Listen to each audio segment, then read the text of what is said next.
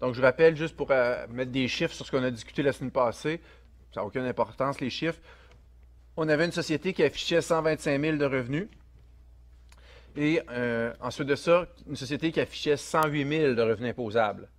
Et l'exercice, c'était de prendre les 125 000 qui sont là, grosso modo, là, les 125 000 qui sont là, puis les répartir en 3 catégories de revenus. Donc, 100 000, 8 500 et 1 500.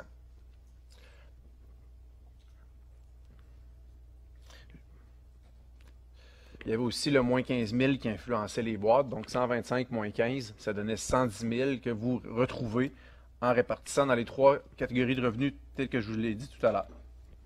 Donc, où ça nous mène, ce reclassement-là? Ça nous mène au calcul de l'impôt de la partie 1, qui est l'étape suivante. Donc, l'étape 4, le point 4, qui est très où on va passer la journée dessus. Le calcul de l'impôt de la partie 1, peu importe pourquoi on l'appelle comme ça, je vais vous le résumer de façon visuelle ici. Donc, vous avez une image ici qui vous résume très bien toutes les étapes à travers lesquelles on va passer pour arriver à calculer correctement l'impôt de la partie 1. L'impôt de la partie... Dans le fond, pour résumer ça bien simplement, là, il y a 2 impôts. L'impôt de la partie 1 s'occupe du REEA et du revenu de placement total. Donc, c'est avec cet impôt-là, celui qu'on appelle l'impôt de la partie 1, qu'on va arriver à imposer pour les sociétés leur revenu d'entreprise exploité activement. Est-ce que vous vous rappelez, qu'est-ce que je vous disais comme à titre introductif? Je vous disais que c'est important de bien séparer les boîtes parce que les taux d'impôt ne sont pas les mêmes. Je vous disais, le revenu de placement, ça frôle les 35 %, puis le revenu d'entreprise, 11 %. Mais voyez ici, vous avez l'explication. Donc, sur la boîte REEA, je pourrais peut-être changer de couleur.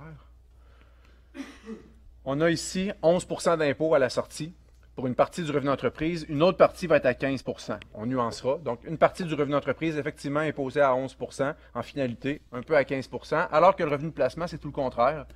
Ça frôle les 35 %. Donc, on va passer à travers toutes ces étapes-là, vous voyez. Premièrement, je vais juste vous montrer le tableau, qu'est-ce qu'il nous explique, mais on va prendre ces étapes-là une par une. Donc, la première étape, ça va être de prendre le revenu imposable et de l'imposer à 28 %. Toutes les sociétés payent tout d'abord 28 % sur l'ensemble de leur revenu imposable. Ensuite de ça, le revenu imposable, le chiffre revenu imposable ne sert plus à rien. Ensuite, on travaille avec nos fameuses catégories de revenus. Donc, le REEA, le revenu d'entreprise exploité activement, va avoir droit à des rabais d'impôt. Une partie du revenu d'entreprise va être abaissée de 17 % d'impôt, le reste 13 %. Donc, si vous faites le calcul, 28 % de base d'impôt que toutes les sociétés payent, sur lequel on enlève 17 points de pourcentage, bien 28 moins 17, c'est là que vous tombez à 11 %. Donc, quand je vous disais qu'en finalité, les sociétés payent 11 % d'impôt sur une partie de leur revenu d'entreprise, ce n'est pas aussi simple, malheureusement. C'est surtout pas. Il ne faut surtout pas penser qu'on va prendre le revenu d'entreprise et on va faire x 11 %. C'est pas ça. La finalité du 11 %, tu l'obtiens par un chemin plus long. Il faut que tu passes par le 28 %. Il faut que tu te qualifies au moins 17. Et une fois que tu as réussi ça, effectivement, 28 moins 17 te donne un résultat de 11.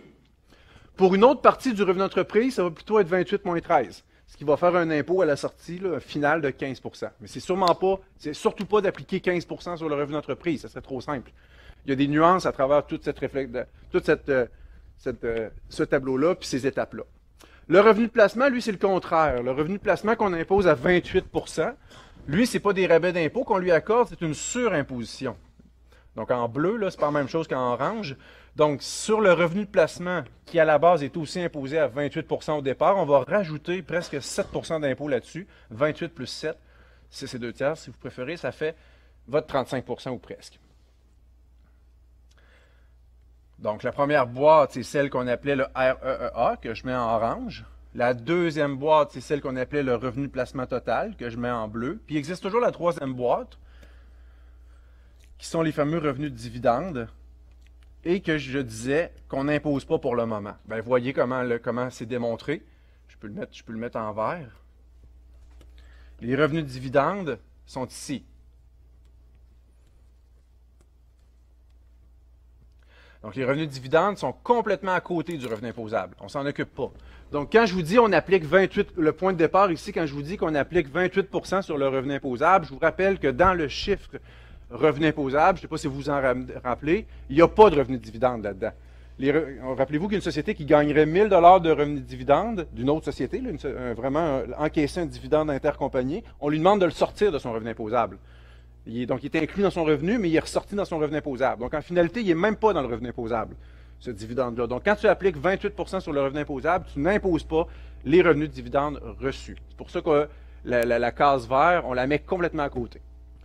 Donc, à partir de là, tu fais rien, puis les revenus de dividendes vont être encore ignorés pour quelque temps. Ce n'est pas l'impôt de la partie 1 qui s'en occupe, ce sera un autre impôt. Donc, en finalité, avec l'impôt de la partie 1, on impose le REEA et le revenu de placement total. Allons voir ça.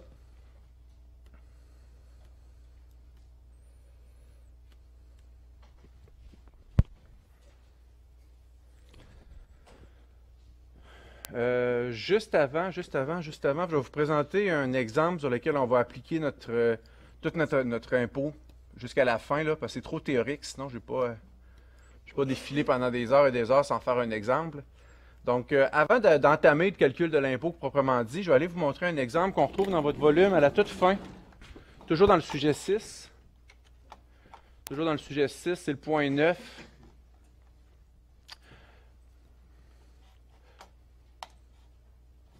C'est pas grave si vous n'y allez pas, là, l'important, c'est juste que je veux vous montrer... je pourrais peut-être...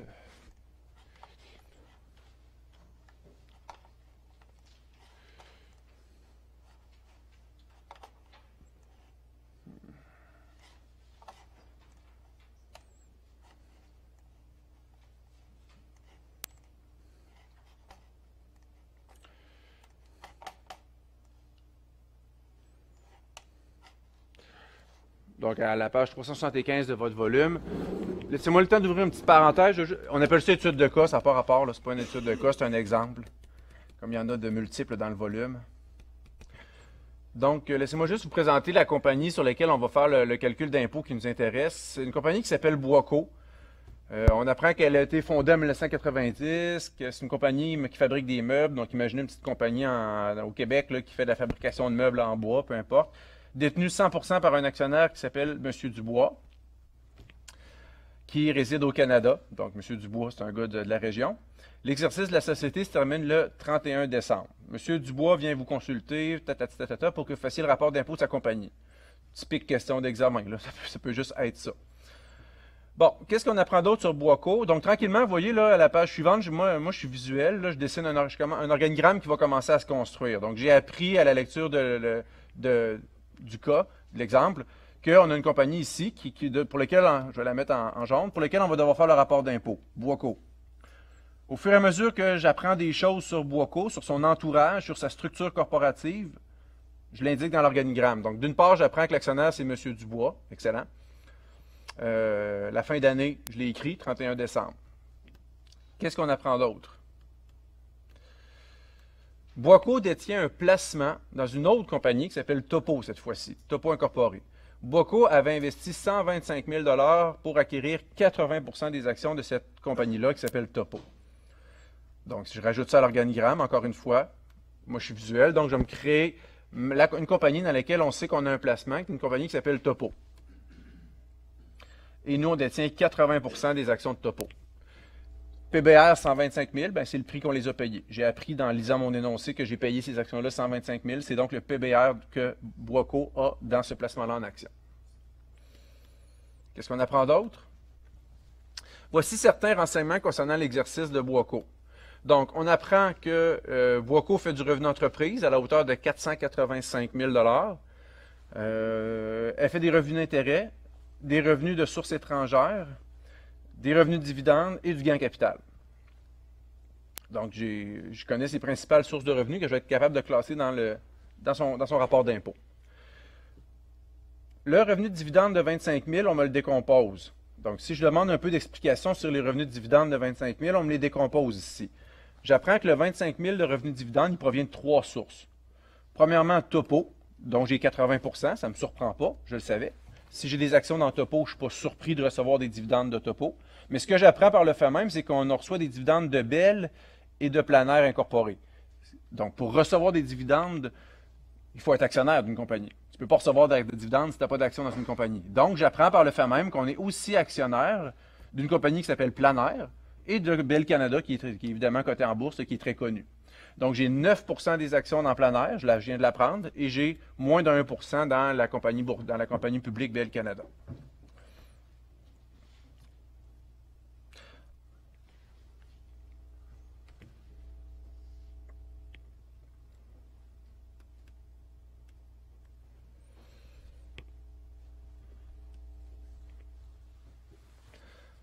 Donc, on sera en mesure de traiter le revenu dividende en fonction de ces paramètres-là.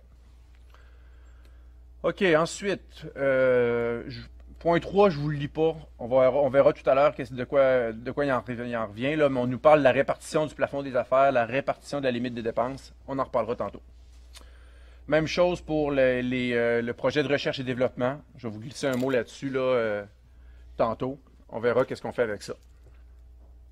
J'apprends que la compagnie Boisco a versé un dividende à son actionnaire, M. Dubois, un dividende de 21 000 $.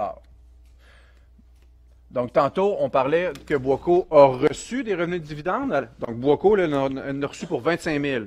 Mais une compagnie ne fait pas juste recevoir des dividendes. Une compagnie peut aussi verser des dividendes. À ne pas confondre, hein?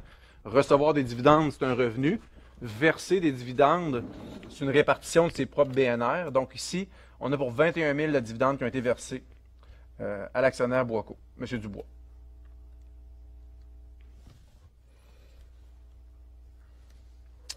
Finalement, j'apprends que on me donne un peu plus d'informations sur le revenu d'intérêt de 29 000 $ qui est ici. Quand je pose un peu de questions, là, ça vient d'où ce revenu d'intérêt-là de 29 000 $? Vous me voyez venir, là, je pose des questions à M. Dubois. Est-ce que c'est des intérêts sur le fonds de roulement du commerce? J'ai en tête, moi, là, le classement que je vais devoir en faire. Donc, j'apprends que le revenu d'intérêt, c'est pas tout, non, c'est pas vraiment ça. C'est vraiment un dépôt à terme d'une échéance de 5 ans qui a généré le 29 000 de revenu d'intérêt. Donc, Boisco, vraiment, en plus de ses activités d'entreprise, a clairement des activités de placement. Elle fait du placement à long terme, entre autres avec un dépôt à terme, qui lui a généré 29 000 d'intérêt. Ici, j'ai quelques informations qui proviennent des rapports d'impôt de l'année passée. 31 décembre de l'année passée. Quelques brides concernant le rapport d'impôt de l'année passée. On verra à quoi ça sert tout à l'heure. Le travail à faire, c'est clairement ce que vous allez avoir à faire à l'examen et dans toutes les questions de la BQ en fiscalité, dans l'étude de cas la semaine prochaine. Donc, le statut de la société. Est-ce que la société a le statut de société privée sous contrôle canadien ou pas? Ensuite de ça, évidemment, calculer son revenu imposable, son impôt de la partie 1, ce qu'on est en train de faire. Calculer son impôt en main remboursable au titre de dividende, on verra ce que c'est, ainsi que son remboursement au titre de dividende. Toutes des choses qu'on va voir d'ici la fin du sujet 6. Donc, comme je vous disais, un organigramme, c'est pas tant que des points pour l'organigramme. Il n'y en a pas de points pour faire un organigramme, mais mon Dieu que c'est utile de comprendre la structure d'une compagnie. Ça va nous aider beaucoup. J'encourage à le faire.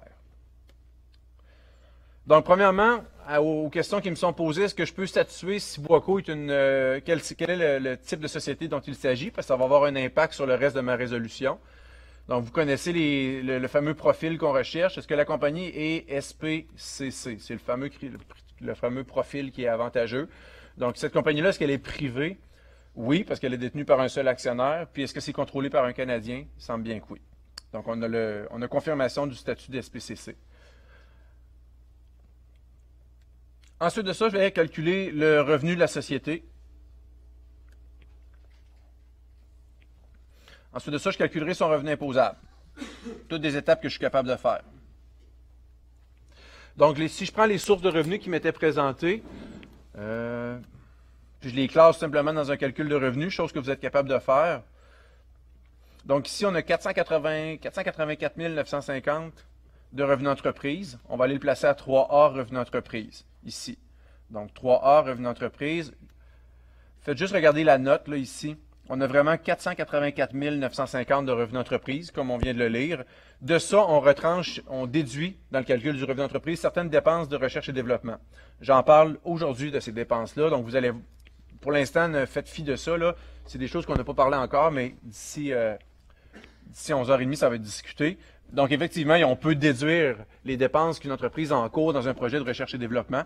On en reparlera. Donc, c'est ce qu'elle fait et ça fait chuter le revenu d'entreprise à 340 000. Donc, c'est pour ça qu'on affiche ici 340 000 de revenu d'entreprise. Les revenus de biens, on a les 25 000 de revenus de dividendes et on a les 30 000 de revenus d'intérêt. Pourquoi 30 000? J'attire votre attention. On a 29 000 ici de revenus d'intérêt sur un dépôt à terme, puis on a 1 000 juste en dessous de revenus provenant de l'étranger. Donc, les revenus provenant de d'autres pays sont imposables aussi. Donc, ici, on a un revenu de source étrangère non tiré d'une entreprise. Non tiré d'une entreprise, ça veut dire que c'est du revenu de placement. Donc, on investiguera là-dessus tout à l'heure, mais une chose est sûre, c'est imposable. Quand on est un résident canadien, on doit s'imposer sur nos revenus mondiaux. Donc, tu t'imposes autant sur le 29 que sur le 1000 que tu as gagné hors Canada, donc à titre de revenu de placement. Donc, le 30 000, on va le mettre dans le calcul du revenu. On met aussi notre gain capital imposable. On a appris qu'on faisait 20 000 de gain capital. Donc, on fait x 50 %, ça donne 10 000 de gain capital imposable, ce qui donne un revenu, si on additionne tout ça, j'ai juste classé les chiffres, j'ai rien inventé, là. Ça donne un 405 000 de revenus. On arrive dans le sujet 5, calcul du revenu imposable. Une société peut déduire 3 choses, vous le savez. Une société peut déduire les dons. Donc, si cette compagnie-là avait fait des dons, on pourrait le déduire dans la section jaune-orange ici. Il n'y en a pas. L'énoncé n'en fait pas question. Deuxièmement, une société doit déduire tous les dividendes qu'elle a reçus de sociétés canadiennes. Donc, mon 25 000 sur lequel je me suis imposé ici, c'est temporaire, je le ressors intégralement. Plus 25, moins 25, je ne m'imposerai pas sur les revenus de dividendes reçus. Autant de Planaire que de Boisco, que de Topo, que de Bell Canada. Je vous rappelle, dans l'organigramme, il y a 3 sociétés qui m'ont versé des dividendes. Bell, Planaire, Topo. Au total, ça donne 25 000. On s'assure de sortir ça du revenu imposable pour les raisons déjà discutées.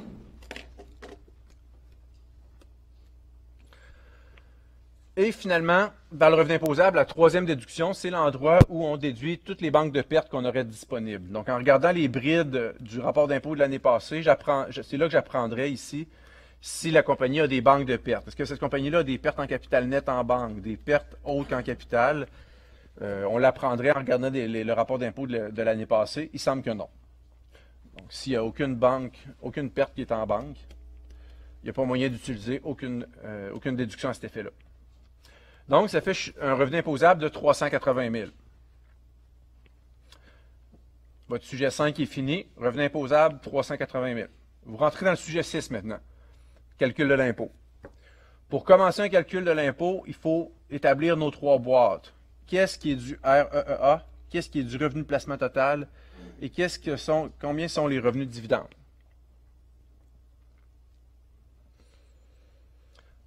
Donc, vous allez prendre votre 405 000 de revenus ici et vous allez le répartir dans les 3 boîtes en posant toutes les questions qu'on a posées la semaine passée. Donc, bien sûr, dans la boîte REEA, je vais aller mettre le revenu d'entreprise. 340 000 de revenu d'entreprise. Là, je vais aller chercher, est-ce qu'il n'y aurait pas toutes les discussions qu'on avait eues la semaine passée, est-ce qu'il n'y aurait pas des revenus d'intérêt qu'on juge être accessoires à l'entreprise, indissociables d'une fabrication de meubles en bois? Y aurait-il un fonds de roulement qui aurait généré des grenailles d'intérêt? Je pose toutes les questions qu'il faut pour me faire répondre dans ce cas-ci. Non, il n'y en a pas. Tout l'intérêt, on me dit, a été généré sur des vraies activités de placement. Y aurait-il des revenus d'intérêt qui proviennent de sociétés filiales, tout ça, des filiales qui m'auraient payé des revenus de loyer, des filiales qui m'auraient payé des revenus d'intérêt? Non, j'ai pas de ça. On m'explique. Est-ce qu'il y aurait peut-être lieu de disqualifier du revenu d'entreprise, sortir certains revenus d'entreprise parce que gagné hors Canada? Donc, je demande à M. Boisco, ils sont où vos scieries? Toute votre fabrication de meubles, votre sciage de bois, où ça se fait tout ça? Ça se fait à Victoriaville, Drummondville. Vous n'avez pas de place d'affaires là, à l'autre bord des lignes, aux États-Unis, par exemple? Non. Tout se fait au Canada. Bon, ben parfait. Donc, j'ai posé la question. Il n'y a pas lieu de disqualifier une partie du revenu d'entreprise qui, le cas échéant, serait gagné hors Canada. Donc, on arrive à notre 340 000 intact. Le revenu de placement, c'est tout le reste, sauf les revenus de dividendes. Donc, on sort là les revenus, le 29 000 de revenus gagnés avec un placement au Canada, le 1 000 qui est un revenu gagné à l'étranger, ainsi que le 10 000 qui est du gain capital imposable. Donc, ça vous donne ici 40 000. Et finalement, la dernière boîte, c'est celle de 25 000. Les revenus de dividendes, je vais le laisser en jaune, tiens. Il est en jaune dans le tableau juste au-dessus.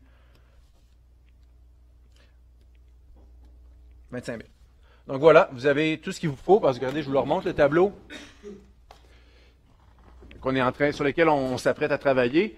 Si tu ne sais pas c'est quoi ton REA, si tu ne sais pas c'est quoi ton revenu de placement total, bonne chance. Tu ne seras jamais capable de résoudre cette partie-là du tableau. Tu peux pas t'en sortir, puis tu peux pas appliquer le moins 17% puis le moins 13% sur un chiffre que tu connais pas. Donc, ça te prend la détermination de ces chiffres-là qui me donne combien? Je suis capable d'écrire, ouais. Dans mon exemple, ça me donne, est-ce qu'il y en a qui s'en rappellent? La boîte ici, 340 000. La boîte ici, 40, me trompes-tu? 30 plus 10, je pense, 40. Je ne vais pas te contredire. Et les dividendes, 25 000.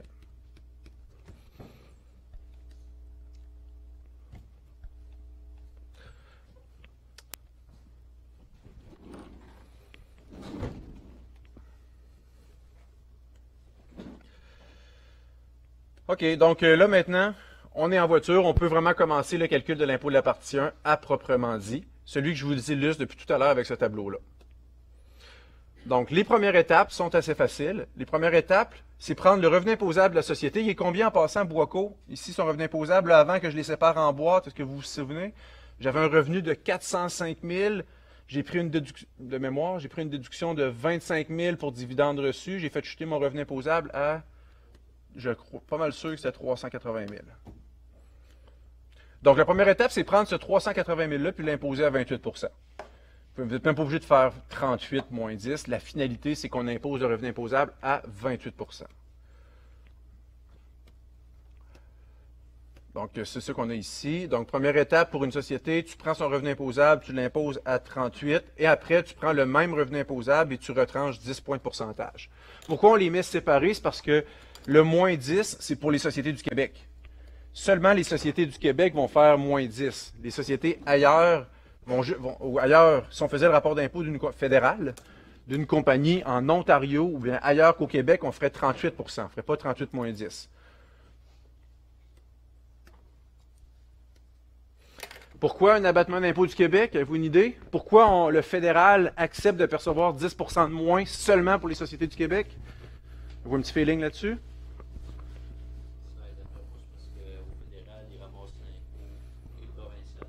Exact. Exact. Je vous rappelle que le gouvernement fédéral, dans sa perception d'impôts, autant pour les particuliers que pour les sociétés, propose à toutes les provinces de faire la perception à la fois de l'impôt fédéral, à la fois de l'impôt provincial. Il n'est pas câble, le gouvernement fédéral. Ça coûte cher faire de la perception d'impôts. Ça prend des ministères puis une agence du revenu avec des milliers d'employés. Première chose que le fédéral dit aux provinces, laissez faire la perception d'impôts des provinces. Je vais m'en occuper. On va faire une perception globale puis je vais vous redonner ce qui vous revient. Puis tout le monde a dit oui, sauf le Québec ou à peu près. Au niveau de l'impôt des sociétés, il y a 3 provinces qui se sont soustraites de ça, dont le Québec. Puis au niveau de l'impôt des particuliers, tout le monde a accepté cette proposition-là, sauf le Québec. Donc, nous, le Québec, on dit non, on va faire notre perception d'impôt nous-mêmes, on va aller chercher nous-mêmes l'impôt chez nos sociétés du Québec, l'impôt provincial. Fait que c'est beau. Le fédéral coupe de 10 points de pourcentage pour laisser de la place à la province pour aller taxer les sociétés. Donc, c'est ce qui fait le 28, 38 moins 10, c'est ce qui fait votre 28 %. La surtaxe, ça n'existe plus. Donc, très simple à appliquer si je m'arrête tout simplement à ça pour l'instant. Donc, si je prends le Boisco, elle a fait 380 000 de revenus imposables, ben je m'assure de lui appliquer son plus 38 moins 10, donc si vous préférez, son 28 %, ce qui va me donner ici plus 144 moins 38 000 d'impôts. Donc, à l'œil, 144 moins 38, à peu près 106 000. Si je fais le sous-total, à peu près 106 400 d'impôts sur le revenu imposable.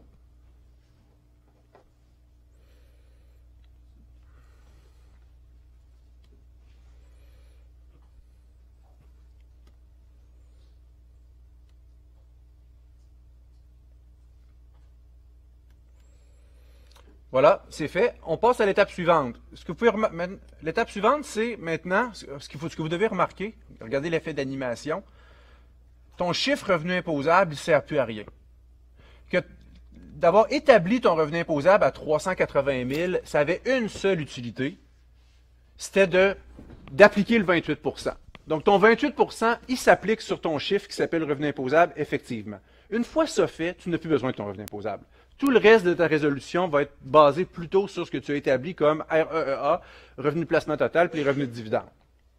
Donc, ton revenu imposable là, de 380 000, c'était bien correct de le savoir. On en avait besoin pour appliquer le 28 %. On n'a plus besoin. Maintenant, on va s'attarder à ce qui arrive aux 340 000 qu'on a mis dans la boîte REEA, et ainsi de suite. Ce qui arrive, c'est des rabais d'impôts, vous voyez comme moi. Donc, des beaux rabais d'impôts qui vont abaisser de façon significative l'impôt de la société. Le plus généreux, c'est celui de 17 % qui pourrait faire en sorte que sur le revenu d'entreprise, on abaisse 28 moins 17 à 11 % le taux d'impôt de la société. Ça s'appelle la DAPE, la déduction accordée aux petites entreprises. Donc, allons voir ça. Quelles sont les sociétés si privilégiées pour qui on accorde 17 % de rabais d'impôt sur leur revenu d'entreprise, essentiellement.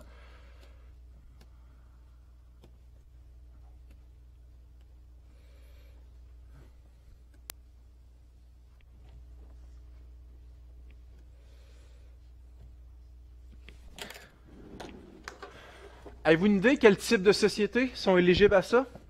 Un rabais d'impôt de 17 % sur leur revenu d'entreprise? C'est un rabais d'impôt qui est qui est vraiment conçu pour stimuler les petites entreprises, pour les aider à avoir de l'oxygène, puis à pouvoir créer de l'emploi. Puis, donc, les compagnies qu'on juge être le cœur de notre économie, c'est ces compagnies-là qu'on veut encourager avec des taux d'impôt si bas, dit autrement, avec un rabais d'impôt si important. Donc, vous voyez la condition d'admissibilité, ça ne devrait pas vous surprendre. Il faut être SPCC toute l'année. Donc, ton fameux statut d'SPCC, c'est là qui prend toute son importance. Est-ce que ta compagnie est privée? J'espère que oui. Puis j'espère qu'elle est contrôlée par des Canadiens. Sinon, tu n'auras jamais accès à ça, le fameux rabais d'impôt qui abaisse tant que ça l'impôt des sociétés. Toute l'année, hein? SPCC toute l'année. Donc, si une année, par exemple, tu étais public en début d'année, tu es devenu privé, ça ne marchera pas. Tu n'auras pas droit à ton rabais de 17 % pour cette année-là, parce que tu n'as pas eu ton statut toute l'année.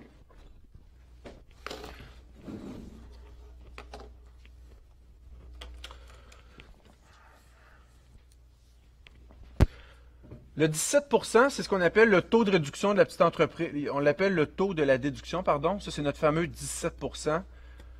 On lui donne un nom parce que, juste pour faire une petite histoire courte, là, il varie dans le temps. Il n'est pas toujours de 17 %.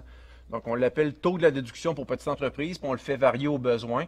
Donc, moi, je vous enseigne que c'est 17 %, mais vous ne ferez pas votre carrière avec des rabais. Ça va toujours bouger, ça. Ça va monter, ça va descendre au gré de l'oxygène qu'on a besoin de donner aux entreprises, aux petites compagnies canadiennes. Donc là, ce temps-ci, depuis déjà un bout, c'est fixé à 17 %. 17 % qu'on va appliquer sur le moindre de trois choses. 1, 2, 3. Commençons par, ici, 1, le REEA. Ça ne devrait pas vous surprendre. Donc, 17 % de rabais d'impôt sur ta portion, ta boîte REEA. Pas ton revenu de placement. Compagnie qui ferait énormément de revenus. Imaginez les compagnies de gestion, là. Une compagnie qui aurait comme seule activité de détenir des portefeuilles, puis qui aurait comme seule source de revenus de l'intérêt, du dividende, du revenu de location, du gain capital. Aucune business d'opérer, aucun revenu d'entreprise. Mais la boîte REEA est vide, là. Fait que ton 17 %, oublie ça, tu n'es pas admissible à ça si tu n'opères pas vraiment une vraie entreprise et que tu ne génères pas du vrai revenu d'entreprise. Déduction accordée aux petites entreprises. Pourquoi on dit aux petites entreprises? Parce qu'il y a un plafond. C'est 500 000 par année. Donc, tu peux avoir un droit à ton rabais d'impôt de 17 %, mais c'est sur maximum 500 000 de revenus d'entreprise. Sur ton premier 500 000 de REEA. Donc, tout de suite, je vous définis ça. Le plafond annuel des affaires, juste, je me demande si c'est pas en dessous, juste ici, ça se peut-tu? Non. Ça aussi, ça bouge. On lui a donné un nom, là, le fameux ici. Plafond annuel des affaires. Ça fait depuis un bout, c'est 500 000. Pensez pas que ça va rester 500 000, ça va bouger. Pour l'instant, c'est le premier 500 000 qui est sujet au rabais d'impôt. Donc, si je vous remonte juste le petit tableau ici, vous voyez un petit peu si je trace une ligne ici, ce que ça veut dire, c'est que ici, c'est ton premier 500 000 $ de revenus d'entreprise. Et sur ce qui excède 500 000 $, donc plus grand que 500 000 $, ça va être l'autre rabais d'impôt. Donc, c'est pour ça qu'il y en a deux. Je ne veux pas déborder tout de suite sur l'autre, mais le moins 17 %, l'idée, c'est sur ton premier 500 000 de revenus d'entreprise. Pour les sociétés qui font 700 000, par exemple, ou 800 000 de revenu d'entreprise. Le premier 500 000, ça sera moins 17. Mais l'excédent, la tranche de 300 000, si on présume un revenu d'entreprise de 800, l'excédent, ça va être 13 de rabais d'impôt. Donc, c'est pas vrai. Aucune société peut prendre 17 sur tout. Tout le monde est limité à 500 000 de revenu d'entreprise au fin de ce rabais d'impôt-là. Donc, c'est pour ça on appelle ça la déduction accordée aux petites entreprises. Tu sais, si une compagnie, une SPCC, faisait 4 millions de revenus d'entreprise, c'est illusoire de penser que son 4 millions va avoir un taux d'impôt de 17 %. Vous comprenez que c'est le premier 500 000, puis c'est tout, là, pour tout le monde. Donc, c'est vraiment pour ton premier bloc de revenus d'entreprise. Puis, pour ceux qui en font beaucoup, ben, tant pis. Il n'y aura pas de 17 % sur l'ensemble du revenu d'entreprise. Et finalement, le dernier chiffre qu'on doit tenir en compte, c'est le revenu imposable à la société. Donc, si on met des chiffres là-dessus pour Boisco, à l'œil, son REEA son 17 % de rabais d'impôt va se calculer sur quoi? REEA, est-ce qu'il y en a qui s'en rappellent? 340, si je me rappelle bien. On peut regarder en bleu ce qu'on avait mis dans la boîte ici. Donc, vous voyez comme moi, là, en bleu, on a pour 340 000 de revenus d'entreprise. Boisco, comme tout le monde, a une limite de 500 000. Et Boisco, ici, a un revenu imposable de 380 000. Donc, le moindre entre 340, 380 et 500, ça va être 340. Donc, on dirait, tout indique, que Boisco va être capable de prendre un rabais de 17 % sur tout son revenu d'entreprise. On dirait. Il y a des nuances qui s'en viennent. Puis ça, c'est pas surprenant. Je vous le rappelle, là, si à un moment donné, votre oncle vous pose une question puis vous dit moi, j'ai une petite compagnie, là, j'exploite l'étoile polaire à Trois-Rivières. Je pense que c'est assez SPCC, ça. Je connais pas le propriétaire, mais ça m'a l'air d'être privé, là. Ça m'a pas l'air d'être public, puis ça m'a l'air d'être contrôlé par un Canadien. C'est un gars de la région. Fait que si le gars, il me dit dans un 5 à 7, Nicolas, c'est quoi les taux d'impôt des compagnies, tout ça? Ben, je dirais, si tu fais du revenu d'entreprise, de la vente de crème glacée, c'est du revenu d'entreprise, c'est bas le taux d'impôt, c'est très bas. En autant que tu fasses en bas de 500 000 de revenu d'entreprise. Puis s'il me dit, ben oui, effectivement, moi je fais 125 000 de vente, je fais 125 000 de revenus l'été seulement, je suis fermé l'hiver, ben parfait. Il n'y a aucune crainte, c'est sûr qu'il va avoir droit à son 11 % d'impôt, si vous préférez 28 moins 17, sur tout. Mais à l'inverse, si je rencontre un propriétaire de Sport Expert et qui me dit qu'avec ses 8 magasins en région, il fait au total 3 millions, il va dire, excuse, mais ce ne sera pas tout ton 3 millions. Un premier 500 000 va avoir droit à un taux d'impôt assez bas, mais tout ce qui excède 500 000 va être taxé de façon un peu plus importante. Ça, on ne se trompe pas. Bon. Deux petites nuances. Qu'est-ce que vous pensez qu'un dirigeant d'entreprise fait ou aurait tendance à faire devant un rabais d'impôt qui a un maximum? C'est ça, là. Ici, on a un super beau rabais d'impôt, mais le problème, c'est maximum 500 000. Si tu fais plus que 500 000, pour le reste, c'est perdu. L'être humain étant ce qu'il est. Qu'est-ce que vous pensez qu'un dirigeant d'entreprise... Imaginez un dirigeant d'entreprise qui fait 900 000 de revenus d'entreprise, puis j'y apprends que son premier 500 000 va être à taux d'impôt très bas, mais l'excédent du 500 000, c'est moins intéressant. On va vous dire, posez-vous un peu la question, là. T'sais, on est les premiers, là, quand on va à l'épicerie, puis qu'il y a un rabais sur c'est des boîtes de Kleenex, puis que c'est marqué 4 maximum, là, on invite quelqu'un, puis on se dit en cachette, on va se séparer, on en achète 8. On est tous de même. On va tout faire pour contourner la règle. Fait que c'est sûr que devant une règle qui a un maximum, c'est clair qu'il y a des stratégies qui vont être mises en place pour contourner ça. Est-ce que vous en voyez des stratégies? Je peux vous donner une première situation avec un dessin, puis on va voir comment la loi réagit face à ça. Je vous rappelle, un monsieur qui me conte sa petite histoire, lui, il a 9 sports experts dans la région, puis il me dit que son revenu d'entreprise, il est de 900 000. Ben, c'est bien plate, mais si tu restes de même, mon homme, ton premier 500 000 va avoir un rabais d'impôt, mais tu vas avoir 400 000 qui n'aura pas de rabais d'impôt. Ou en tout cas, un rabais d'impôt moins intéressant. Qu'est-ce que tu pensez qu'il va faire, lui? Ah oui. Si tu me dis qu'une compagnie qui fait 900 000, c'est trop, pas de problème. Check-moi bien aller. Fait qu'il va se créer une autre compagnie. Puis il va se créer une autre compagnie. Il va se créer 3 compagnies. Qu'est-ce qu'il va faire?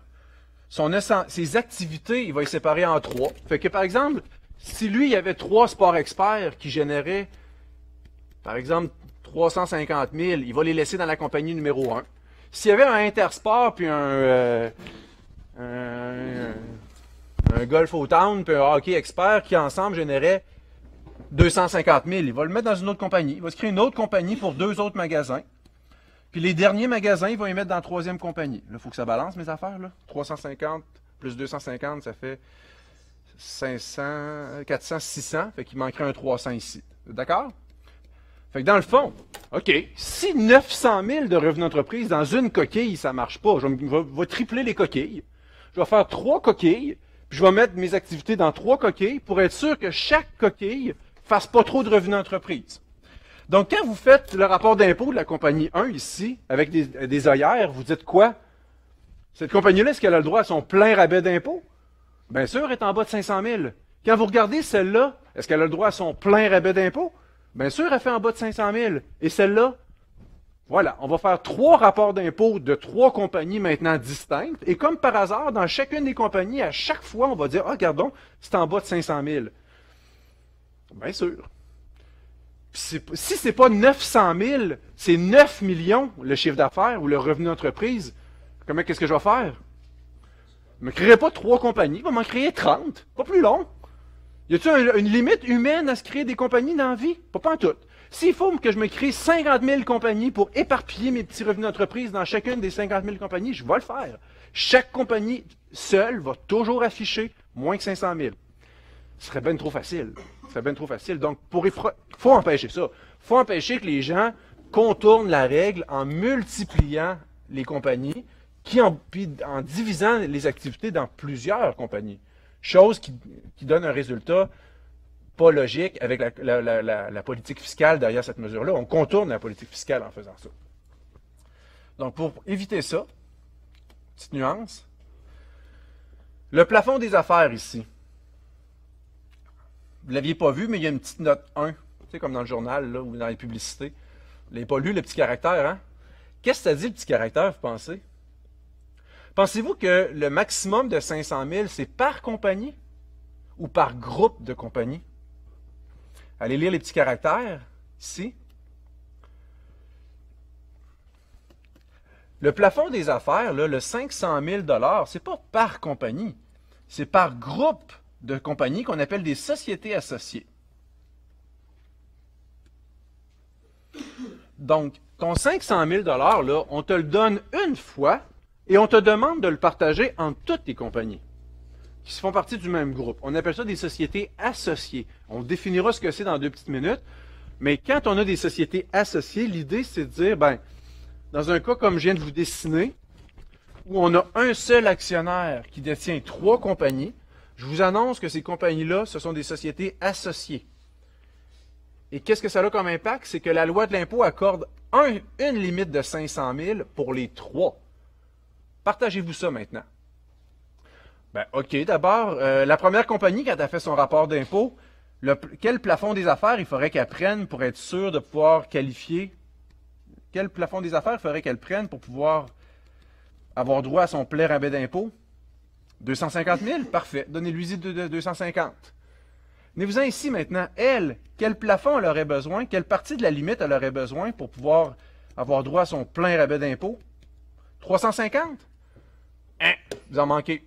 Vous n'en avez plus. Il y en avait 500 au total, de mis 250 ici. Fait que vous ne pouvez pas en mettre 350 ici. Vous allez en mettre combien? 250, comme vous voulez. C'est le monsieur X qui décide.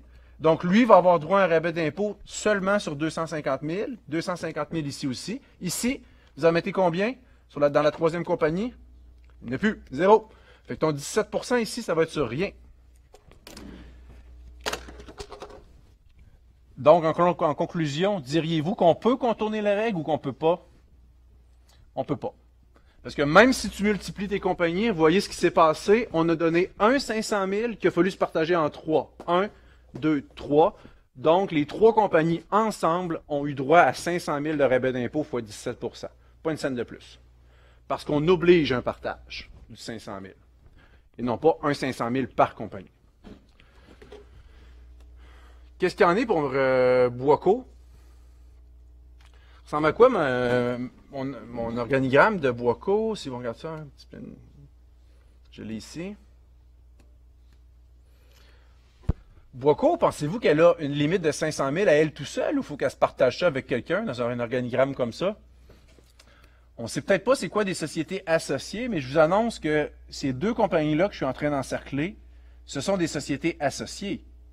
Quand une compagnie détient 80% de l'autre, là, c'est clairement deux compagnies du même groupe. Donc, le législateur a donné un 500 000. La loi de l'impôt a accordé un 500 000 partageable entre ces deux compagnies-là, et non pas une chaque. C'est pas vrai que Boisco a 500 000 admissibles au rabais, puis que Topo a la même chose. C'est un pour les deux. Planaire ne fait pas partie du groupe avec 9% d'actions. On verra les détails tantôt, puis Bell Canada encore moins. Mais Topo, c'est clair. Donc, la décision revient à M. Dubois. M. Dubois, vous partagez comment l'unique rabais d'impôt que vos deux sociétés ont et qu'elles doivent se partager? Il m'a répondu. Je ne sais pas comment, sur quelle base, mais le client m'a répondu ici au point 3 de l'énoncé. Voici comment les deux compagnies Boisco et Topo ont décidé de se partager le plafond des affaires. 120 pour Boisco, 380 pour Topo. Donc, 120 pour Boisco, 380 pour Topo. Pourquoi un tel partage? Aucune idée. Je manque de détails, je manque d'informations. Avez-vous un feeling? Qu'est-ce qui pourrait... Pourquoi on pourrait allouer une si grande partie du plafond des affaires à Topo? Ben, moi, je présume que Topo fait au moins 380 000 de revenus d'entreprise. Puis pour être capable d'avoir le rabais d'impôt sur tout son revenu d'entreprise, ça lui prend une bonne partie de la limite. Je présume. Donc, moi, j'en ai Boisco qui m'intéresse aujourd'hui. On en a seulement 120. Qu'est-ce que ça change? Ben, ça change tout. Revenez à votre solution.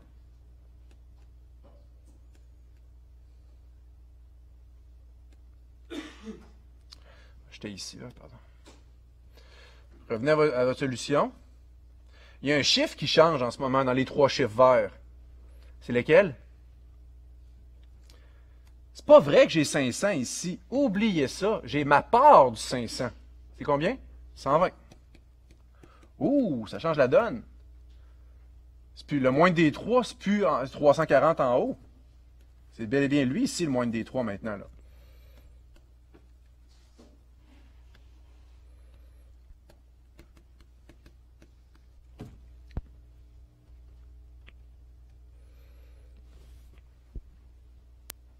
Donc, première façon de contourner ce rabais d'impôt-là, c'est en multipliant les sociétés, je le répète.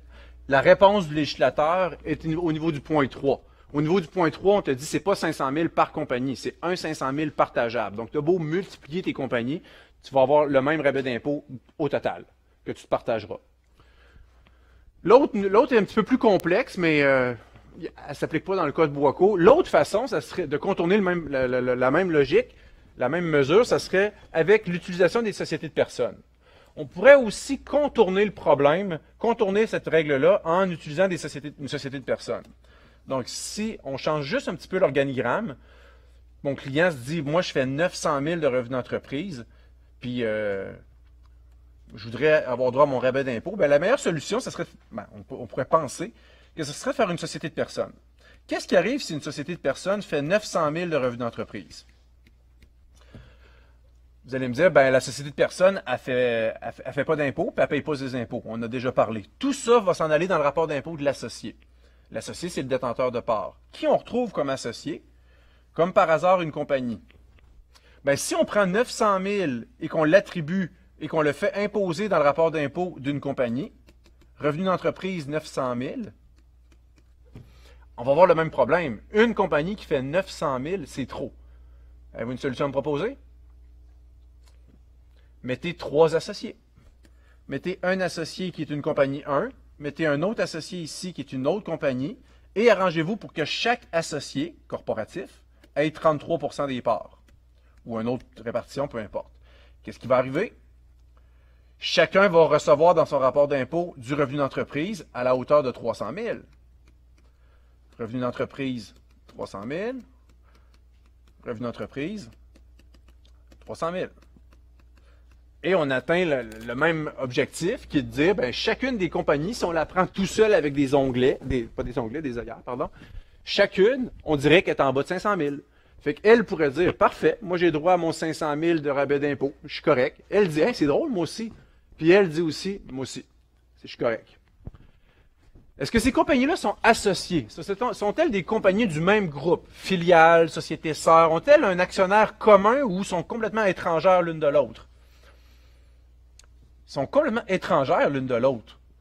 Compagnie 1 est détenue par Monsieur 1, compagnie 2 est détenue par Monsieur 2, compagnie 3 est détenue par Monsieur 3. Détrompez-vous, là, ces compagnies-là n'ont aucun lien. Ils ne se connaissent même pas. Le seul lien qu'ils ont, c'est qu'ils sont partenaires dans une société, de la même société de personnes. Mais ils ne se connaissent pas, là. Donc, on ne peut pas les attraper avec la fameuse règle qu'on vient de voir ici. Le partage du plafond des affaires, là, on peut pas les... La règle ne s'applique pas à ces gens-là parce qu'ils n'ont pas d'actionnaire unique, ils ne sont pas du même groupe du tout. Fait que ça prend une autre règle, un petit peu différente, mais qui va atteindre le même objectif. Il faut éviter ça absolument. Il ne faut pas que les gens encourager les gens à utiliser des sociétés de personnes pour ça. Ici, on va faire un petit ajustement. Le revenu qui provient d'une société de personnes, on ne le considérera pas et on va plutôt le remplacer par ce qu'on appelle le revenu de société de personnes déterminé. Donc ici, encore une fois, il y a une petite note 2, si vous lisez les petits caractères ici, là. Quand on dit qu'on prend le REEA de la compagnie, il y a des détails. Attention, note 2. Si ça provient d'une société de personnes, il faut le recalculer un peu différemment. Donc, si on va prendre une de ces compagnies-là qui est ici, dans mon exemple. Disons la compagnie 1. On va regarder le rapport d'impôt de la compagnie 1. Je vais me faire un petit peu de place. On sait que les trois compagnies sont pareilles. Si on regarde le rapport d'impôt de la compagnie 1, elle veut avoir son 17%. Elle veut son 17%. 17%, c'est le moindre de trois choses. 1, ton revenu d'entreprise. Ben, elle a dit, moi j'ai 300 000 de revenu d'entreprise. C'est ça que la société de personnes vient de m'attribuer. Un tiers de 900 000. Son revenu imposable. Admettons qu'elle ne fait rien d'autre que détenir des parts. 300 000. Et la fameuse limite, qu'on appelle le plafond des affaires. 500 000. Ben, c'est ici que c'est pas correct. Le fameux REEA, là. REEA. Ça ici, c'est pas comme ça qu'il faut calculer ça. Attention, la petite règle numéro 2 dit, ton REEA, là, quand il provient d'une société de personnes, tu vas le recalculer. Ça va être le moindre de deux choses. Je l'ai juste ici dans le bas. Fait que ton revenu d'entreprise, quand il provient d'une société de personnes, je veux que tu prennes le moindre de la part qui vient d'être attribuée par ta société de personnes, donc le 300 000 que la société de personnes t'a attribué, ou ton pourcentage de participation fois 500 000. Quel pourcentage de compagnie 1 détient-elle des parts dans la société de personnes? 33%? On peut dire un tiers. Multiplié par 500 000. Ça fait quoi ça, un tiers fois 500 000? Ça donne 166 667. Donc, le moindre de 166 ou 300, c'est 166 667. Fait qu'ici, il y a une petite correction qui va se faire, et c'est plutôt 166 667 qu'on va mettre, parce que ça provient d'une société de personnes. Donc, compagnie 1, malheureusement, c'est pas sur 300 000 qu'elle va avoir le rabais d'impôt, c'est sur 166.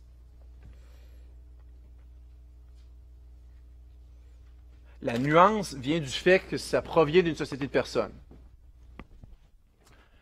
Voulez-vous qu'on fasse le rapport d'impôt de compagnie 2 ou vous me dites c'est pareil?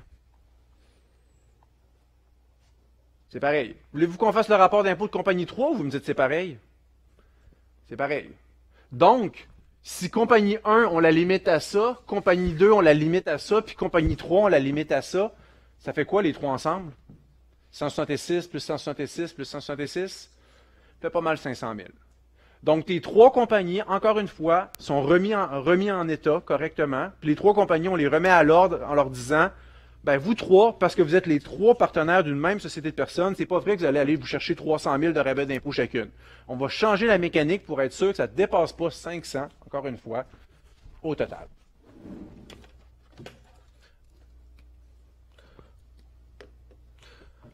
Donc ça, c'est le petit ajustement 2 qui est propre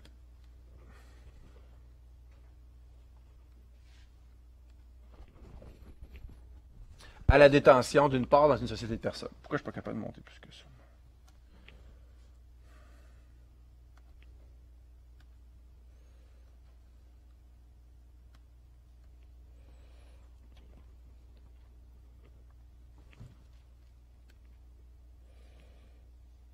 Donc, je prends une petite minute pour aller vous montrer le calcul qui doit être fait dans l'exercice de Boiscot. On l'a pas mal réfléchi ensemble, mais si on revient vraiment à l'exercice de Boiscot, la déduction accordée aux petites entreprises, c'est 17% du moindre de trois choses.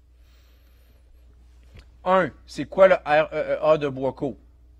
340 000. Je vous le rappelle, je peux vous le montrer. Vous l'avez vous-même établi, la boîte REEA, ici.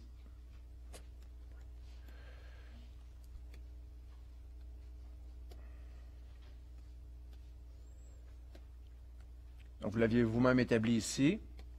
Deuxièmement, c'est quoi son revenu imposable? 380 000. Même chose, je ne vous apprends rien. Le revenu imposable de Boiscot, 380 000.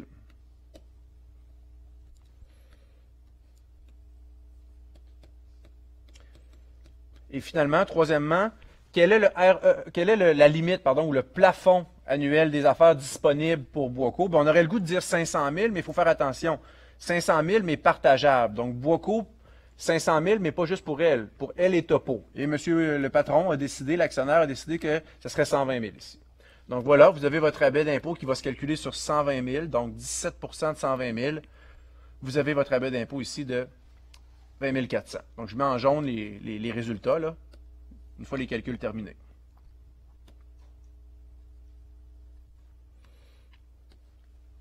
« 17% de 120 000. Donc, Boiscot, 120 000 de rabais d'impôt.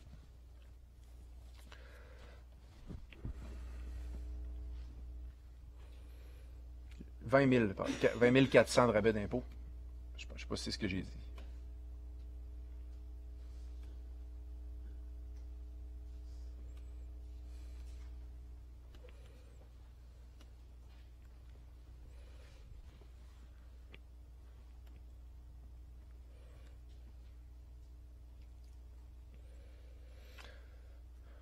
Donc, le taux, on en a parlé, rabais d'impôt 17%. Il y a des exemples qui démontrent qu'est-ce qu'on fait quand on a... Ça ne s'applique pas à vous parce que le 17%, il n'a pas changé depuis longtemps. Mais il arrive que le taux de... Souvent, là, quand il le change, le taux d'impôt, c'est en plein milieu d'année. Fait qu'on fait quoi quand on fait un rapport d'impôt d'une année où, en début d'année, c'était 17%, puis quand ça change, par exemple, à 16%, ben, il faut comme faire des prorata. C'est juste ça qu'on illustre. Mais ce n'est pas pertinent pour vous parce que ça n'a pas changé. Même chose pour le 500 000 $, qui est parfois changé en plein cours d'année, puis qu'il faut prorater. OK, dernière chose avant qu'on quitte le rabais d'impôt dont on parle, là, le 17%, c'est quoi des sociétés associées? Donc, les fameuses sociétés pour lesquelles on donne un seul 500 000 $ et qu'on dit partagez-le vous. Donc, je vous l'ai donné la réponse dans l'exemple ici quand je vous ai dit, ben, il y a un partage entre Boiscot et Topo. Pourquoi? Oui, mais comment j'ai fait pour établir ça, que Boiscot et Topo étaient deux sociétés associées et qu'elles devaient se partager le même 500 000? Pourquoi Plein Air, je ne l'ai pas considéré dans le partage? Pourquoi Bell, je ne l'ai pas considéré dans le partage? Donc, il faut vraiment aller voir cette définition-là de c'est quoi des sociétés associées, parce que l'impact est majeur. Quand des sociétés sont jugées associées, elles se partagent le même rabais d'impôt, alors que si elles ne le sont pas, ce qui serait une méchante bonne nouvelle pour les contribuables, chacune aurait son propre rabais d'impôt. Donc, quand des gens ont des organigrammes compliqués avec beaucoup de compagnies, il faut porter une attention particulière à cette notion-là de société associée. Je vous les lis, il y a 5 tests d'association, ils sont dans la loi, là, 256.1, pas important le numéro d'article, mais A à E, donc on va aller lire les 5 conditions pour avoir deux sociétés associées, A, B, C, D et E. On commence par A.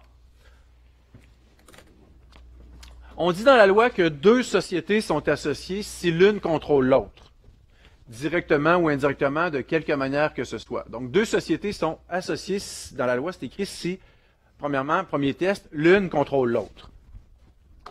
Donc, admettons que vous faites le rapport d'impôt de ces deux compagnies-là, ici à gauche, OPCO puis Société 1.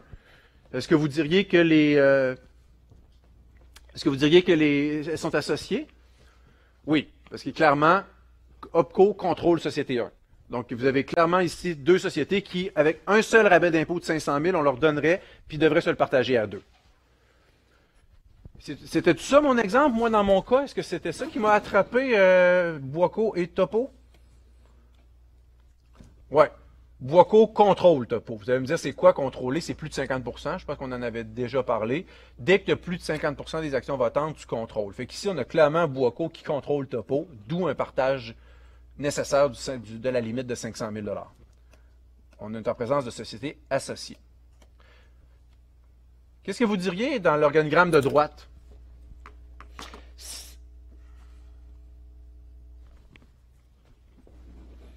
Est-ce qu'on est en présence de sociétés associées?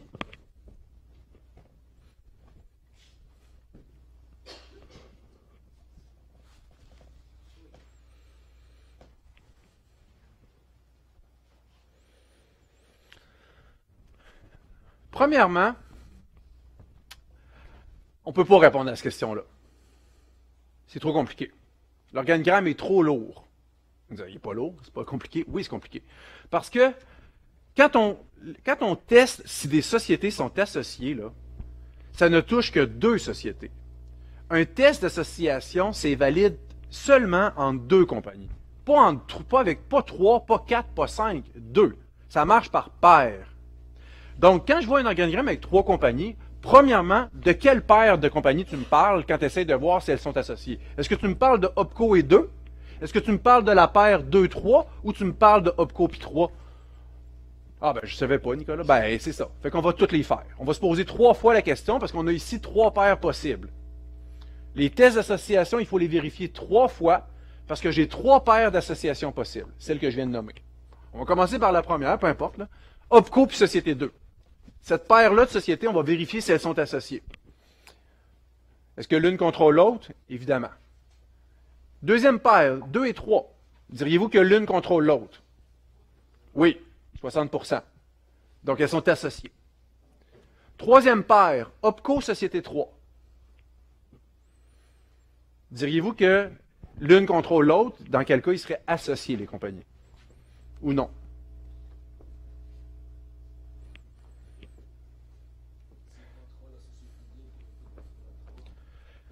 Est-ce que OPCO a des actions dans Société 3?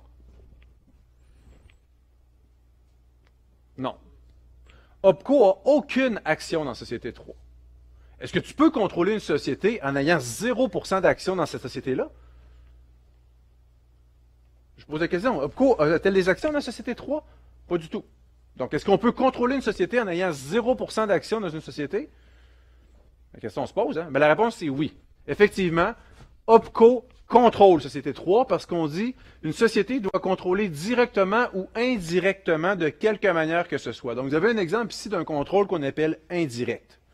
Vous l'aviez un peu deviné, je pense. Donc, vous dites, ouais, ben, OPCO contrôle Société 2. Société 2 contrôle Société 3. Donc, indirectement, OPCO peut bien faire ce qu'elle veut à Société 3. Puis vous avez raison. OPCO contrôle les faits et gestes de Société 2. Société 2 contrôle les faits et gestes de Société 3. Ben, qui tire les ficelles finalement sur Société 3? Effectivement, c'est OPCO. Donc, vous avez 3 sociétés associées en conclusion. 3 paires. Paire 1, paire 2 et la paire numéro 3, qui est OPCO puis Société. Les 3 sont toutes associées. Donc, la conclusion, c'est que c'est 500 000 $ que ces 3 compagnies-là vont devoir se partager. Vous comprenez que dans la vraie vie, face à un vrai organigramme, ça prend une réflexion par rapport à ça. Il n'y a pas un logiciel d'impôt qui peut te donner ça, cette information-là. Il faut que tu fasses ces tests-là toi-même parce que ça a un impact sur ton calcul d'impôt pour chacune de tes 3 sociétés. Deuxième test. On dit 2 sociétés sont associées, si elles sont contrôlées par la même personne ou le même groupe de personnes. Donc ici, vous avez clairement 2 sociétés qui sont contrôlées par la même personne, M. A. Donc les 2 sociétés sont associées. Donc on donne une limite de 500 000 partageable entre les 2. Donc la même personne ou le même groupe de personnes contrôle les 2 sociétés. Qu'est-ce que vous diriez de ça ici en haut?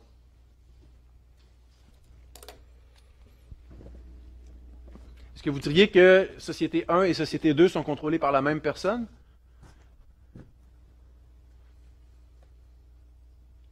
Et conséquemment, est-ce que vous diriez qu'elles sont associées, ces 2 compagnies-là? Donc, obligé de se partager un rabais d'impôt à deux, ou au contraire, pas associé. Donc, chacune aurait son rabais d'impôt à elle toute seule. L'enjeu est énorme, là. Pensez-vous que ces deux sociétés-là sont contrôlées par la même personne? Non. Si quelqu'un me dit oui, je vais lui demander qui alors? Si vous me dites oui, il faut me nommer un nom. Nommez-moi le nom de la personne qui contrôle à la fois Société 1 et Société 2. Vous n'en trouverez pas. Il n'y a personne qui contrôle seul Société 1, puis il n'y a personne qui contrôle seul Société 2. Fait que les deux compagnies ne sont pas contrôlées par la même personne. Est-ce qu'on pourrait dire qu'elles sont contrôlées par le même groupe de personnes? Oui. Un groupe de personnes, c'est deux personnes ou plus. Là. Ils n'ont pas besoin de se connaître, ils n'ont pas besoin d'être liés. Donc, dans ce cas-ci, M. A et M. B, vous les oubliez comme individus, puis vous les traitez comme un groupe. Donnez le nom que vous voulez au groupe, appelez ça le groupe AB. Est-ce que le groupe AB contrôle à la fois Société 1 et à la fois Société 2? Oui. Donc, les deux sociétés sont associées parce que contrôlées par le même groupe de personnes. Donc, ces deux compagnies-là vont avoir une seule limite de 500 000 $ qu'elles seront obligées de se partager à deux. Parce que contrôlées par le même groupe de personnes. Qu'est-ce que vous diriez de l'organigramme ici? J'ai juste changé un peu les pourcentages.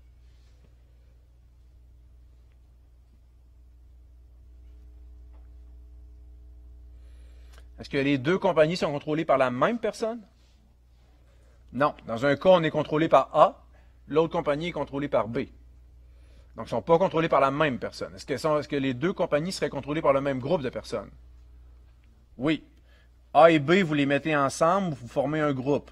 Puis vous vous posez la question, est-ce que le groupe AB contrôle les deux sociétés? La réponse est oui. Donc, ces deux compagnies-là sont associées parce que contrôlées par le même groupe de personnes, le groupe AB. Donc, un seul rabais d'impôt qu'elles sont obligées de se partager à deux. Ce que ça illustre, cet exemple-là, c'est que même si une personne contrôle tout seul, il n'y a rien qui t'empêche de le mettre dans un groupe de personnes. Quand tu fais les tests, groupe de personnes, ça fait fi même du fait qu'une personne tout seul peut contrôler. Donc ici, je m'en fous que M. A contrôle tout seul. J'ai fait le même raisonnement ici que j'avais fait comme raisonnement quand c'était 50-50 en haut. J'ai fait exactement le même raisonnement. Je m'en fous, moi, des pourcentages. Ça aurait beau être 98-2, puis 2 puis 98, ils seraient associés quand même. Parce que je traiterai le groupe de personnes. C'est ce que la loi dit qu'on doit faire. Troisième règle d'association, C.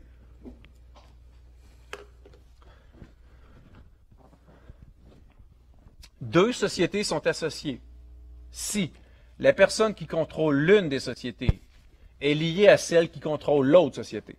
Et si cette personne détient au moins 25% des actions de chaque société.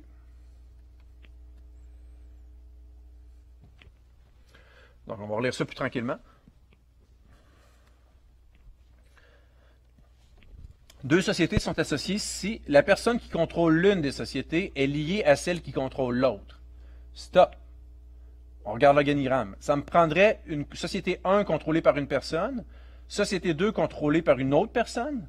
C'est important que les deux soient liés entre eux. Les deux personnes contrôlantes, là, à la fois de société 1 puis l'autre personne de société 2, il faut qu'il y ait un lien entre ces deux personnes-là. Donc, vous avez M. A qui contrôle la première société, Mme A qui contrôle la deuxième société, puis c'est très important que ces deux personnes-là soient liées. C'est ça qu'on vérifie. Liées, vous savez ce que c'est, des personnes liées, conjoints, frères, sœurs, parents, rappelez-vous les deux croix. Donc, à date, c'est ce que j'ai sous les yeux. Et, on continue à lire, et l'une de ces personnes, donc l'une des personnes, c'est soit monsieur, soit madame, pas les deux. L'une des deux doit détenir au moins 25% des actions de chaque société. Donc, allons vérifier. Est-ce qu'on a une personne qui est au moins présent à 25% ou plus dans les deux sociétés? Monsieur a 100 dans une compagnie, 25 dans l'autre. Donc, effectivement, on a une personne, monsieur, qui détient au minimum 25% de chaque société. Madame, elle, ne respecte pas ce critère-là, mais on s'en fout. On ne demandait pas que les deux détiennent au moins 25% dans chaque société. On demande que l'une des deux détienne au moins 25% des actions de chaque société. Donc, vous avez ici, en conclusion, deux sociétés qui sont associées. Donc, deux compagnies, malheureusement, qui auront un seul rabais d'impôt partageable en deux.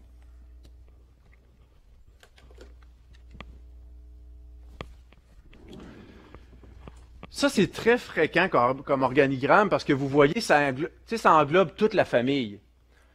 Autrement dit, là, si vous êtes en affaires, vous avez une compagnie, je sais pas, vous êtes propriétaire de Piscine Saint-Louis, vous avez une compagnie, puis que votre frère, lui aussi, est en affaires. Rien à voir avec vous, là. Lui aussi, vous êtes dans la famille, si vous avez ça dans les gènes, vous êtes en affaires. Lui aussi est en affaires, il exploite des dépanneurs. Bon, ben, c'est ça. Donc, si vous avez 100% de votre compagnie, puis votre frère a 100% de sa compagnie, les deux compagnies ne seront pas associées. Donc, dans une famille, chacun peut s'occuper de ses affaires sans que les compagnies soient jugées associées, puis sans qu'elles aient à se partager le même rabais d'impôt. Où les problèmes, entre guillemets, surviennent, où il y a un risque d'association, vous le voyez, c'est ce qu'on appelle le pont, entre guillemets. Les problèmes commencent quand un se met à avoir des actions dans la compagnie de l'autre. La journée que tu commences à avoir des actions, donc toi, tu as père un Piscine Saint-Louis, tu es A, puis que ton frère, c'est l'autre à côté, puis qu'il va faire un dépanneur, tant que chacun est à 100% dans ses affaires, il n'y a pas de problème. La journée que tu commences à avoir 2-3% dans la compagnie de ton frère, il n'y en a pas de problème. Mais quand ça monte à 10, 15, 20, 22, 24%, tu commences à être limite, puis vous voyez, c'est 25% qu'il ne faut pas dépasser. La limite, la journée que tu as 25% ou plus dans les affaires, dans les compagnies d'un des membres de ta famille, c'est là que ça crée l'association. Donc, en conclusion, on peut dans une famille avoir chacun nos compagnies. Les compagnies ne seront pas associées en autant que chacun reste dans ses affaires. Il faut éviter les détentions dans les affaires de l'autre à un pourcentage plus haut que 25%. Vous avez une question? Ça, donc, c'est ce que le test dit. Puis c'est une règle du pouce que tout le monde connaît pas mal en affaires. On va dire un fiscaliste là, qui connaît la règle, puis quand quelqu'un dit hey, mon frère me propose que j'achète des actions dans sa compagnie, première question du fiscaliste ou même du comptable, du CPA, quel pourcentage? Ben, mon frère, il me proposait de me vendre 30% des actions de sa compagnie. Oublie ça. En tout cas, à moins que tu n'aies pas le choix, là, mais si tu t'en vas, toi, comme individu, acheter 30% des actions de la compagnie de ton frère, tu viens de créer une association entre les deux compagnies. Mais ça fait quoi, ça, je comprends pas. Je peux te l'expliquer ce que ça fait. Tu as une calculatrice, 500 000 fois 17%. C'est ce que tu perds en impôt corporatif. Tu perds un 17% de rabais d'impôt sur un 500 000 que chacun avait droit et que tu perds tout d'un coup en ayant juste un à partager en deux. Tu sais compter? 500 000 fois 17% par année. Par année. C'est ça que tu perds. Ah, ok, je comprends. On va s'organiser autrement. Ouais, ce serait peut-être mieux d'organiser autrement. Peut-être aller chercher du financement à l'externe, mais finance pas trop la compagnie de quelqu'un dans ta famille. C'est ça l'impact.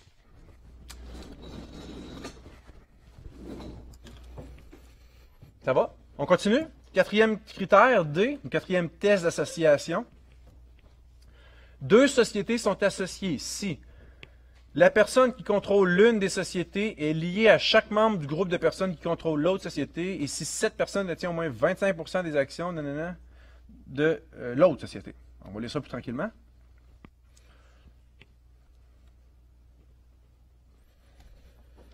Donc, ça me prend la personne qui contrôle une des sociétés. Stop. J'ai M. A qui contrôle une société. OK. Il faut que cette personne-là soit liée à chaque membre du groupe de personnes qui contrôlent l'autre société. Stop.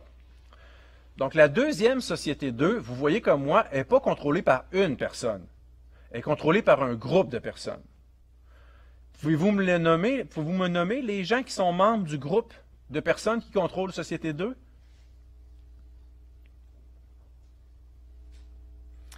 Quels sont les membres du groupe qui contrôle Société 2? Fils, Madame et Monsieur. C'est tout le monde. Donc, j'ai un groupe de Monsieur, Madame et Fils qui, ensemble, contrôlent Société 2. Qu'est-ce qu'on demande comme lien? Il faut que la personne qui contrôle la première société, monsieur, soit liée à tout le monde du groupe que je viens d'encercler en bleu. Donc, vérifions. Est-ce que monsieur est lié à son fils? Oui. Est-ce que monsieur est lié à sa madame, à sa femme? Oui. Puis monsieur est lié à lui-même. Pour ceux qui se posent la question, là, on est lié à nous-mêmes. Donc, à date, tout est respecté. Et On continue à lire. 7 personnes. C'est qui 7 personnes? 7, un pronom 7, ça remplace quelqu'un, ça. C'est qui ça, 7 personnes? Monsieur. Il faut que 7 personnes détiennent au moins 25% des actions de l'autre société. Donc, il faut que monsieur ait au moins 25% des actions de l'autre société. Donc, on le relit. La personne qui contrôle l'une des sociétés, monsieur A, doit être liée à chacun des membres de contrôle de l'autre société. Donc, monsieur est lié à son fils, à sa madame et à lui-même. Et ce monsieur-là doit détenir au moins 25% des actions, 25%, pardon, des actions de l'autre société. Donc, conclusion, ces deux sociétés-là sont associées. Donc, malheureusement, ces deux sociétés-là ont un seul rabais d'impôt de 500 000 $ qu'elles devront se partager en deux.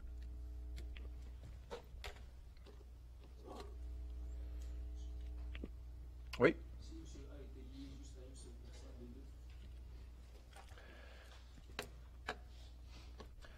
Si on fait juste sortir un actionnaire, si par exemple le fils n'avait pas d'action, dans le fond, ça ne changerait rien parce que monsieur serait lié à lui et à sa madame. Donc, pour éviter ça, ça prendrait un actionnaire qui n'est pas lié ici. Mais à 28%, ça ne changerait rien parce que je le prendrais pas dans le groupe. Moi, je considérerais que le groupe qui contrôle Société 2, c'est Monsieur, Madame, parce qu'à 27 plus 45, c'est suffisant. Fait que ça prendrait, pour vraiment éviter l'association, ça prendrait un actionnaire inconnu qui a 51% des actions. Parce que Madame puis Monsieur, ensemble, feraient 49 tout au plus. Ça serait pas pire. Ou l'autre solution, ce serait quoi aussi si on veut éviter l'association de ces deux sociétés-là? Il faudrait baisser le 27 qu'il y a là, hein? Baisser le 27 à 24, vous êtes correct.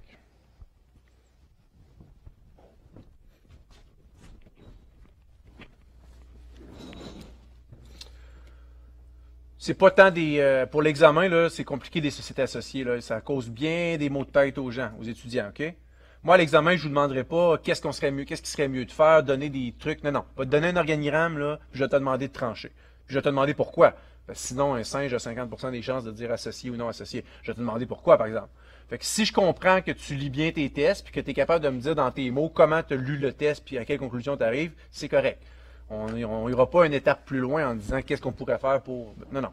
Si tu es associé ou pas, puis pourquoi. Fait que ce genre de test-là qu'on fait en ce moment, c'est pas facile pour vous peut-être à absorber. Il y en a une tonne à faire dans BQI en fiscalité, des analyses comme ça, puis il va falloir la faire aussi à l'examen. C'est beau? Dernier test. Plus on avance, plus les organigrammes, je dirais, s'écrasent. Il y a de moins en moins d'actionnaires majoritaires, puis de plus en plus d'actionnaires à petit pourcentage. Donc, dernier test d'association. Deux sociétés sont associées ici. Chaque membre du groupe lié qui contrôle l'une des sociétés est lié à tous les membres du groupe lié qui contrôle l'autre des sociétés. Donc, je relis ça tranquillement, sans rire. Chaque membre du groupe lié qui contrôle l'une des sociétés doit être lié à tous les membres du groupe lié qui contrôle l'autre société. Stop. Donc, est-ce que j'ai un groupe lié qui contrôle société J? Un groupe lié, vous me devinez, c'est un groupe d'actionnaires qui ont des liens de dépendance entre eux. Donc, qui est le groupe lié qui contrôle société J? Monsieur, madame, fille. Je les traite comme un groupe. Est-ce que j'ai un groupe lié qui contrôle société K? Oui. Un fils, puis un frère puis une sœur. Fils puis fille. Je les encercle en bleu. Quel lien doit-il avoir entre les gens que j'ai encerclés en rouge et les gens que j'ai encerclés en bleu? Quel lien doit-il avoir? Est-ce qu'un membre du premier groupe doit être lié à un membre de l'autre côté? Ou est-ce que tout le monde doit être lié à tout le monde? Je ne sais pas, c'est écrit. Pour moi qui vous ne pose pas une question sans réponse, c'est écrit dans le texte qu'on vient de lire. On l'a lu 2 fois. Chaque membre du premier groupe doit être lié à tous les membres du deuxième groupe. Donc, vérifions. Il faut que tout le monde à gauche soit lié à tout le monde à droite. Est-ce que monsieur est lié à sa fille? Oui. Est-ce que monsieur est lié à son fils? Oui. Est-ce que madame est liée à sa fille? Oui. Est-ce que madame est liée à son fils? Oui. Puis est-ce que fille est liée à elle-même? Oui. Fait que vous voyez que tout le monde du premier groupe est lié à tout le monde du deuxième groupe.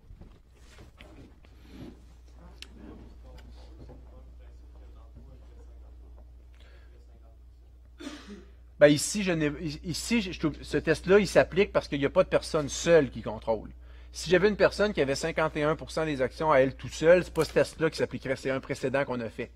Mais comme ici, tu es obligé de travailler avec des groupes de contrôle parce qu'une personne seule peut rien contrôler, c'est ce qui t'amène au test E. Mais pour répondre à ta question, le test D, c'est lui qui s'applique quand on a une personne qui contrôle. Regarde ici, monsieur. Ici, là, j'ai pas appliqué le test E, j'ai appliqué le D parce que monsieur contrôlait à lui seul. Ça n'a pas besoin d'être 100, là, ça pourrait être 51, 52. C'est D qui s'appliquerait. E s'applique quand tu as un organigramme avec personne qui contrôle à lui seul. Puis que tu es obligé de te rabattre sur des groupes. Mais je ne sais pas si je réponds à ta question avec ça. Ouais, ben ça ne changerait rien. Disons que j'ai 49 ici, puis j'ai un étranger ici à 1%, je ne le mettrai pas dans le groupe. Je ne l'encerclerai pas.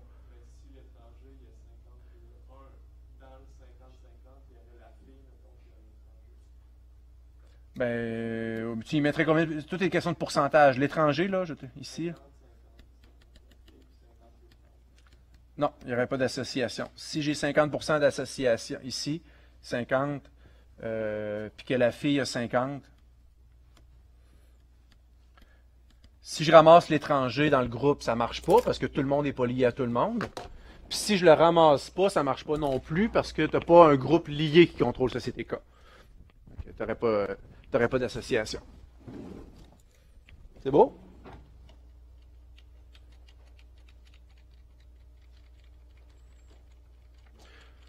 Donc, on a vérifié que tout le monde était lié à tout le monde. Dernière étape du test. Et une ou plusieurs des personnes membres des deux groupes doivent détenir seuls ou ensemble. Oh, pardon. Excusez-moi, je vais le refaire. J'avais un groupe ici qui englobait 3 personnes. J'avais un groupe bleu ici qui en englobait 2. Tout le monde du premier groupe à gauche est lié à tout le monde du groupe à droite. Et dernière chose, une personne ou plusieurs des personnes membres des deux groupes doivent détenir, seuls ou ensemble, au moins 25% des actions de chaque société. Vous rappelez-vous à l'école quand on faisait ces tests? À la petite école, là, on faisait des affaires comme ça. Là, on faisait ensemble 1, ensemble 2, puis ensemble 3. Puis là, on disait, si j'appartiens à 2 ensemble, je suis ici. Si j'appartiens à 3 ensemble, je suis ici. C'est un peu la même logique ici. Dans ce que vous avez encerclé, là, la question qu'on vous pose, est-ce qu'il y a une personne ou plusieurs personnes qui seraient dans les deux groupes? C'est assez visuel, hein, l'écran. Est-ce que vous avez une personne ou plusieurs personnes qui est membre des deux groupes, des deux couleurs? Je serais curieux de vous entendre une ou plusieurs. Une. Il y en a une personne. Donc ici, c'est une. C'est pas plusieurs. C'est fille. Donc il faut qu'elle détienne seule, pas ensemble, et toute seule. Il faut qu'elle, à elle seule, détienne au moins 25% des actions de chaque société. Allons vérifier. Elle détient 39% de la première. Je pense que c'est 39. 30, pardon. 30 de une, 50 de l'autre. Conclusion, ces deux sociétés-là sont associées.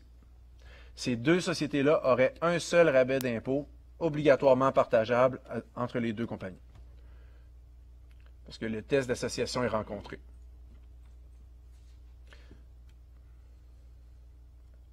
Le même organigramme, pareil, regardez, pareil, la même famille, tout, j'ai juste changé les pourcentages. On fait juste se reposer la question, regardez, qui contrôle Société 1? Je le mets en rouge. Qui contrôle Société 2? Je le mets en bleu. Est-ce que tout le monde du groupe rouge est lié à tout le monde du groupe bleu? Oui. Et, maintenant, est-ce que j'ai une ou plusieurs personnes membres des deux groupes? C'est plus une, c'est plusieurs maintenant. Vous les voyez comme moi, c'est madame et sa fille. Il faut que ces gens-là détiennent, pas seuls, ensemble, au moins 25% des actions de chaque société. Ben, allons vérifier. Ensemble, ils détiennent 100 et ensemble, ils détiennent 30. Donc, ensemble détiennent 30 d'un côté et 100 de l'autre. Conclusion, ces deux sociétés-là sont associées. Ces deux sociétés-là auraient un seul rabais d'impôt obligatoirement partagé entre les deux sociétés. Oui? Si Mme A et fille A, il avait juste 10% de la société 1, il sera pas lié. Non. Associées en passant. On appelle ça des sociétés associées, pas des sociétés liées. C'est pas la même chose. La même famille, dernière situation. Je fais juste changer les pourcentages d'actions. J'ai toujours mon cercle rouge qui contrôle société 1. J'ai toujours mon cercle bleu qui contrôle société 2.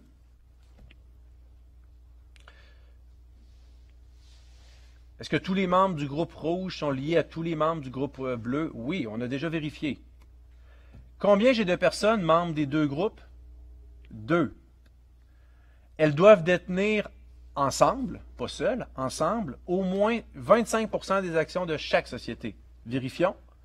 Elles détiennent 100 de l'une et 12 de l'autre. Conclusion? Pas associées. Ces deux sociétés-là ne sont pas associées. Chaque société va avoir droit à son propre rabais d'impôt à elle seule. Parce que les règles d'association, dans ce cas-ci, ne s'appliquent pas. Je peux vous en faire une tonne d'exemples, c'est toujours la même, ça revient toujours à la même chose. Il faut bien prendre le temps de lire les tests. Ce n'est pas quelque chose qu'il faut apprendre par cœur, ce n'est pas quelque chose qu'on peut appliquer rapidement. Si vous me donnez un organigramme, moi, avec toute l'expérience que j'ai, je ne serais même pas capable de répondre. Je vais te dire, donne-moi ma loi, donne-moi mes tests, je ne sais pas par cœur, je vais me faire des dessins, je vais me faire des cercles, je vais me sortir des crayons de couleur. On fait encore ça. Parce que c'est pas quelque chose qui. On n'a aucun avantage à apprendre ça par cœur, puis on n'a aucun avantage à essayer d'être rapide à établir ça. Tu prends ton temps, tu fais tes cercles, un peu comme des avocats qui. C'est du droit, hein, du droit fiscal. Un avocat, il n'y a aucun avantage à lire vite un article puis à tirer des conclusions qui sont si lourdes de conséquences. Donc on prend le temps. À l'examen, vous allez avoir le temps de bien réfléchir, puis essayer de faire les meilleures analyses possibles. Donc, je pense que ça fait le tour des sociétés associées, puis ça va mettre fin à notre rabais d'impôt de 17% avec toutes les nuances. Donc, si je peux me permettre une dernière fois, juste de vous le montrer avant de vous laisser aller à la pause. Je vais effacer un peu ce que j'ai écrit là. Donc, ça fait 1 heure qu'on discute de quoi? Du fameux rabais d'impôt de 17%. Donc, les sociétés, c'est 17% de rabais d'impôt. 1 sur leur revenu d'entreprise, 2 sur leur revenu imposable, ou 3 sur leur fameux 500 000 $. Et 500 000 $ partageables entre sociétés associées. Donc, si tu juges que ta société fait partie d'un groupe de sociétés associées, peu importe par quel test, c'est pas vrai que tu as 500 000 à toi tout seul dans ton rapport d'impôt. Tu le partages. On prend la pause, une quinzaine de minutes, s'il vous plaît. On va poursuivre avec les rabais d'impôt suivants.